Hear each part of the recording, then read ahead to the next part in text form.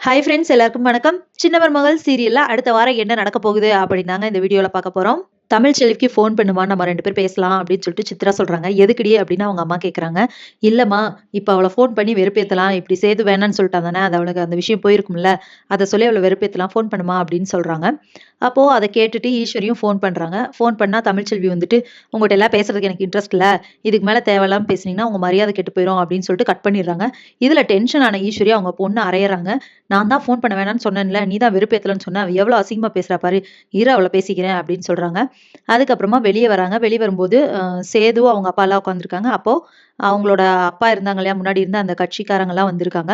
என்ன பேசுறாங்கன்னு பார்க்கலாம் வா அப்படின்னு சொல்லிட்டு ஈஸ்வரியும் அவங்க பொண்ணும் போய் பார்க்குறாங்க.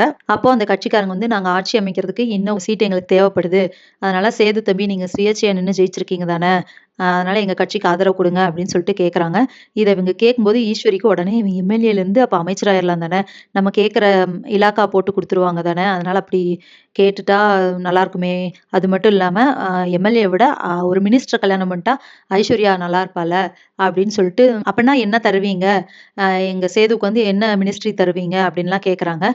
இத கேட்டுட்டு ராஜாங்கம் டென்ஷன் ஆயிடுறாரு. "என்ன ஈஸ்வரி தேவையில்லாம பேசிட்டு இருக்க?" அப்படிங்கிறாங்க.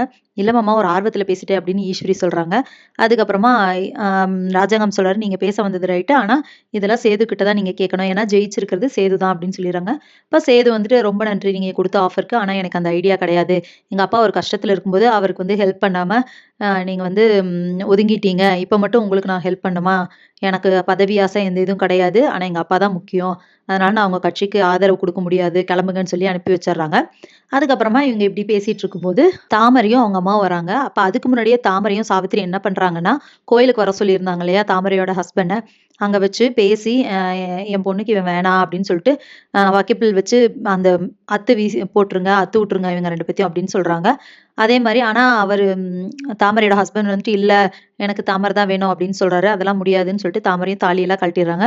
அதுக்கப்புறமா வக்கைப்பில்ல இப்படி பிச்சு போட்டு 2 பேருமே எனக்கு வேண்டாம் அப்படிங்கிற மாரி சொல்லிர்றாங்க. அப்படி அவங்க தாமரை சொல்லிட்டு இருக்கும்போது, அவங்க ஹஸ்பண்டுக்கு ஃபோன் வருது. ஃபோன்ல வந்துட்டு லாட்டரி வந்து 10,00,00,000 விழுந்திருக்கு அப்படின்னு சொல்றாங்க. அப்போ அவங்க தாலிய கழட்டி போட்டாங்க இல்லையா? அத கையில வச்சுட்டே அவரு சொல்றாரு காமேஷ் பிச்சை, "நீ வேணான்னு சொன்ன உடனே நான் கோடீஸ்வரன் ஆயிட்டேன்" அப்படின்னு சொல்றாரு. ஆனா அவங்களுக்கு இத விட்டா வேற ஆப்ஷன் இல்ல. எங்களுக்கு வேணான்னு சொல்லிட்டு வந்துர்றாங்க. இந்த விஷயத்த வீட்ல சொல்றாங்க. இத கேட்டுட்டு எல்லாருமே ஷாக் ஆயி நிக்கிறாங்க. ராஜாந்தத்துக்கு பெரிய ஷாக்கு. இப்படி வந்து அவங்க இஷ்டத்துக்கு கல்யாணம் பண்றாங்க. அவங்க இஷ்டத்துக்கு வேணான்னு வெட்டி விட்டுன்னு வந்து நிக்கிறாங்களே!